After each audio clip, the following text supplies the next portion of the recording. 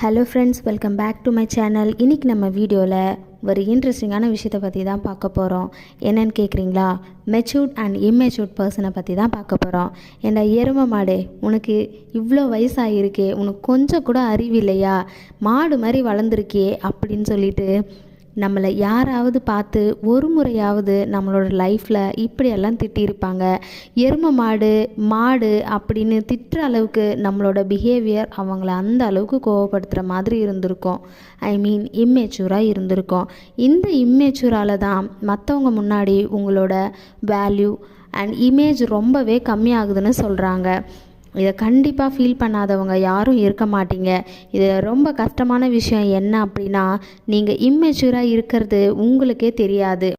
மற்றவங்களுக்கு மத்தியில் உங்களோட வேல்யூ அதிகரிக்கணும், நம்ம சொல்கிறத மற்றவங்க கேட்கணும் அப்படின்னா உங்களோட மெச்சூரிட்டி லெவல் உங்கள் ஏஜுக்கு தகுந்த மாதிரி